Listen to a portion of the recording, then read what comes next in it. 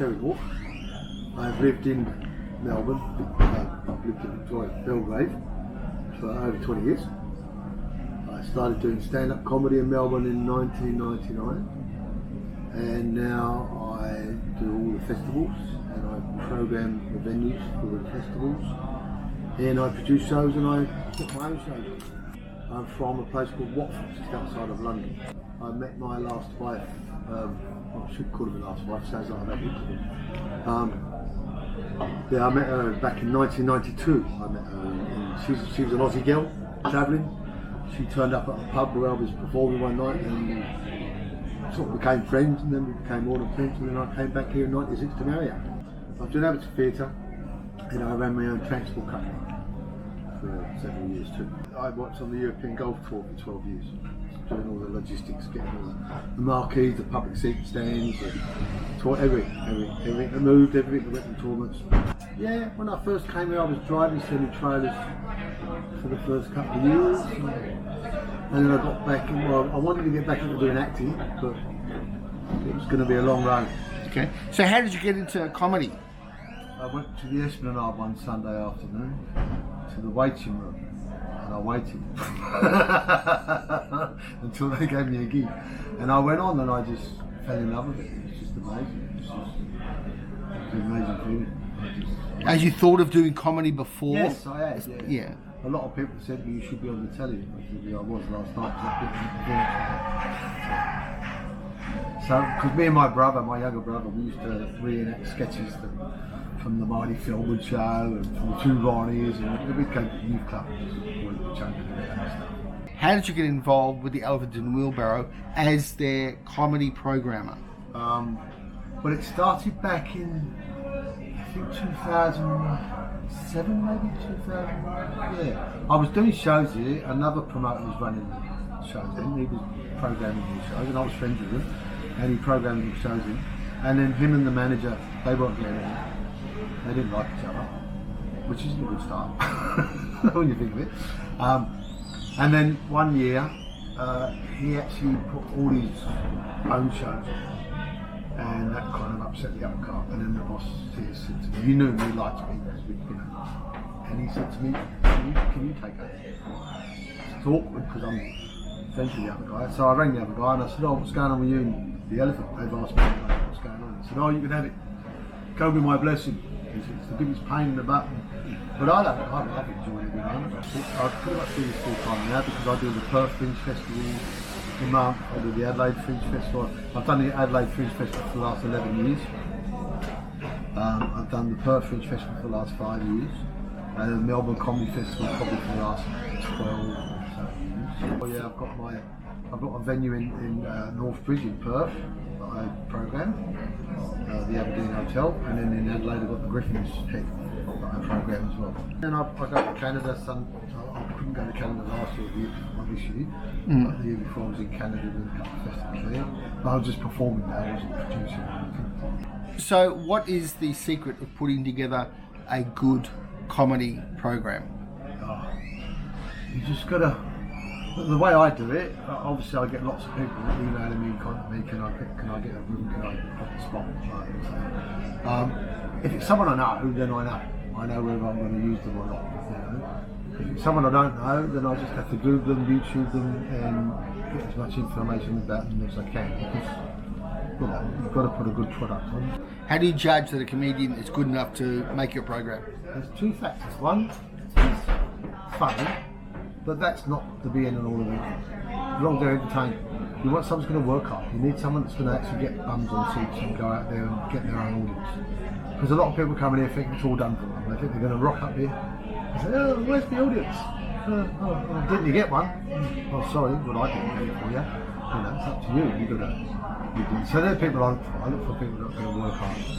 I pretty much put on most people that I would know. This year in Adelaide, and this year altogether, we're short of international actors, short of people I know. So I did take a punt on a few more people in Adelaide, and it seemed to work out well. Again, I vetted them, I checked them out on YouTube and stuff, and all that.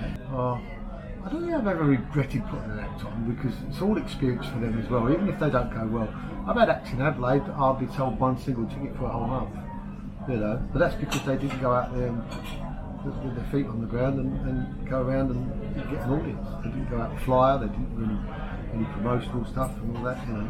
Yeah. How would you describe your style of comedy? Very life angled. Just about life itself, really, and marriage and kids. Because I've got a couple of shows that I put on. I had Who's Your Daddy for a few years. Got some different comedians coming on talking about parenthood and stuff. So there's that. My latest product, which has gone well the last few years, is 2 Englishmen and an Aussie, which I didn't bring to Melbourne this year. I wish I had put there. I did it in Adelaide and Perth, very successful. So how much stand-up do you do? Stand up. Through the festivals, I'm like in Perth, I was doing 4 shows a night. Adelaide, I was doing 3 shows a night. Here, I'm doing 1 show a night, and on the weekends 2. I slowed down a bit in Melbourne. I don't. Where does your humour come from? What were you like as a kid? Were you the class clown? I was a class clown. I had to be, otherwise I got beaten up. It was either that or get beaten up, you know. I suppose because I was always joking around, everyone said, tell us a joke, off, you know, and I was just being funny or whatever, and so I never tended to get bullied as much. I got a look at, you know, give us your cigarettes. I used to have this trick where I buy a packet of cigarettes from the cellophane, and I'd take the cellophane off, take the top off, take a couple of cigarettes out, so I'll put it back and put the cellophane back. And so when the kid would come up and say, give us your smoke, I said, they're not mine, they're Dad's. I haven't even opened them, they're not even open. Just to get away with that. So my mum gave me a lot of, she gave me a lot of encouragement. There were 6 of us, and I was the only one really that she kind of gave a lot of encouragement. Apparently she went to a clairvoyant when I was still very, very young. And the clairvoyant told her that her second youngest son, which is me, would be very famous, but not until a lot later in his life. I'm still waiting, Mum. I think it's a bit of both. It's an instinct, but then you've got to learn how to use it. I suppose, yeah, you've got to learn how to put it across. And there is timing involved, obviously, but it's also knowing your audience as well. I see so many people make that fundamental mistake of just not reading the audience. Really? Yeah, absolutely. And having an audience. Audience hate them. I did a lot of country touring. I toured the country towns. I did some work for Camp Quality, raising money and awareness for them. We went to a lot of country gigs all over the country, everywhere. Queensland, New South Wales, little country towns. And you know, you just got to read the audience. There are some audiences that are up for anything, and some audiences that just walk out as soon as you say the F word. You know, how do you read an audience?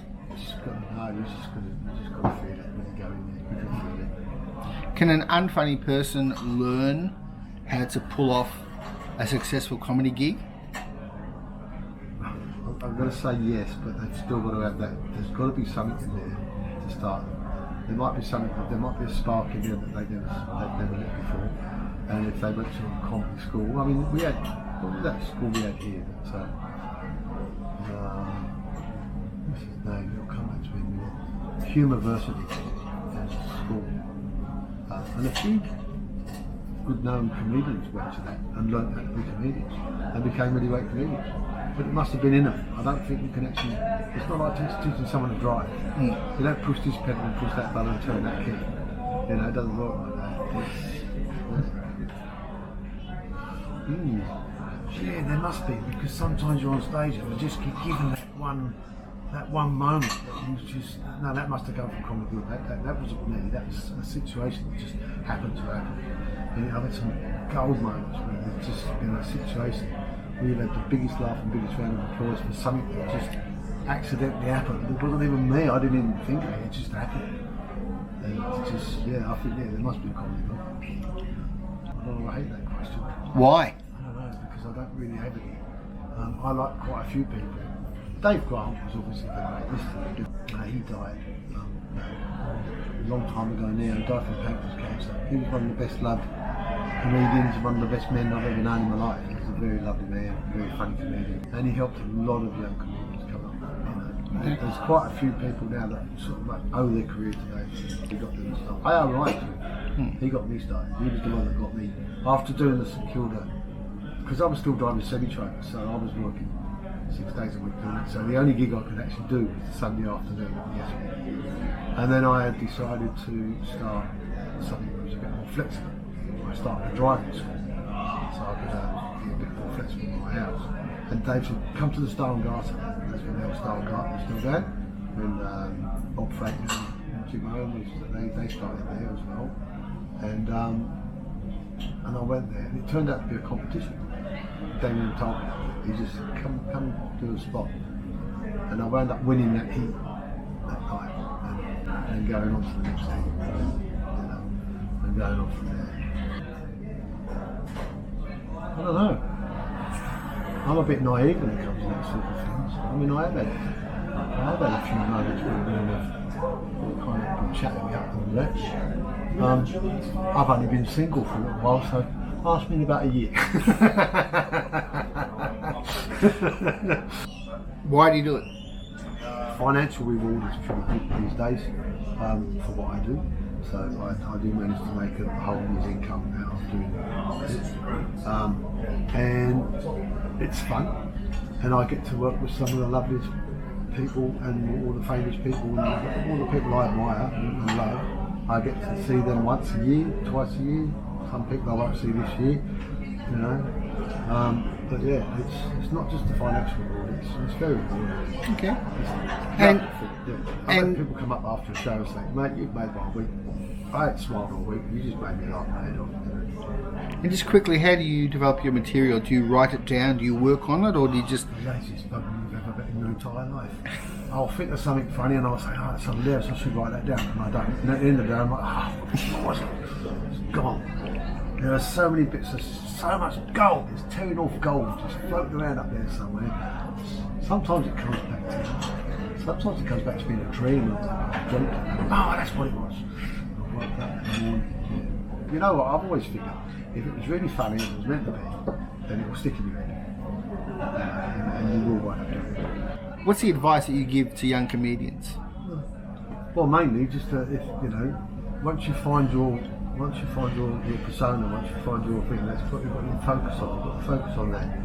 You know, when I first started, I had Dave Grant, Brad Oakes, Tommy Johnson, all those sort of people. They were the ones that coached me. They were the ones that gave me advice.